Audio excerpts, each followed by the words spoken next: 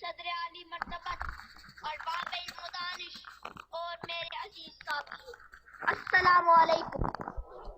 موضوع گفتگو ہے ماحول اور بچے کی نشو و نما۔ پیغمبر اکرم صلی اللہ علیہ وآلہ وسلم کا ارشاد گرامی ہے، کل مولود یولد علی فطرت الاسلام، کہ ہر بچہ فطرت اسلام پر پیدا ہوتا ہے اور مذہب اسلام حریت، آزادی، مساوات اور عدل و انصاف کے ماحول کا علم بردار ہے۔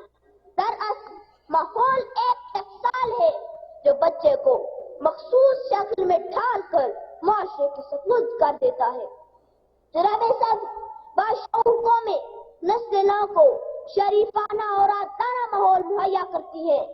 ایسے ماحول میں پرورش پانے والے بچے شرافت اور متانت کا پیکر ہوتے ہیں۔ وہ سردار ہو کر بھی قوم کا خادم کہلانا پسند کرتے ہیں۔ ابلیسی ماحول بچے کو متکبر اور خود غرض بنا دیتا ہے۔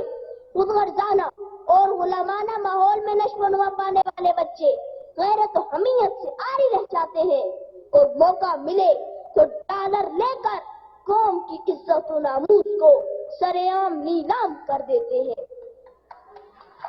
ناویر جنم لیتے ہیں اس قوم کے بچے جو قوم دیا کرتی ہے تاوان میں اب کے۔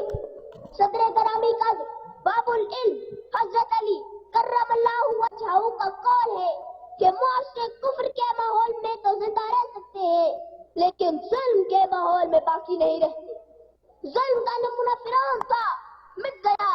دہشت کا نشان نمرود تھا، غرق ہو گیا۔ جہالت کا داعی ابو جہل تھا، قصہ پارینہ بن گیا اور بربریت کی داستان یزید تھا، لعنتی ہو گیا۔ سامعین محترم، یہ حقیقت مسلمہ ہے کہ ظالمانہ ماحول بچے کے جوہر کو دبا دیتا ہے، غیر متوازن ماحول بربریت کو ہوا دیتا ہے۔ جناب صدر، موجودہ ماحول میں پلنے والے پاکستانی بچے یہ پوچھنے کا حق رکھتے ہیں کہ نام نہاد روشن خیالی کے روپ میں بہیائی کا فروغ کیوں مل رہا ہے؟ شاہراہیں دھوئیں سے آلودہ کیوں ہے؟ گلیاں گرد و غبار سے اٹی کیوں ہے؟ مفلس کے گھر میں اندھیرے کیوں ہے؟ ہر طرف لاقانونی کے ڈیرے کیوں ہے؟ ملک کا آئین تار تار کیوں ہے اور انصاف دینے والا چیف جسٹس ظلم کا شکار کیوں ہے؟ معزز سامعین، والدین کے طور طریقے، اساتذہ کے سلیقے، افراد خانہ کی گفتار، بڑے بڑے رہنماؤں کا کردار، یہ سب مل کر معاشرے کا ماحول ترتیب دیتے ہیں۔ مائیں اگر بچے کو سچ کا درس دے تو بڑے ہو کر عبد القادر جیلانی کہلاتے ہیں۔ میر حسن جیسے اساتذہ کے نقشے پا سے اقبال بنتے ہیں۔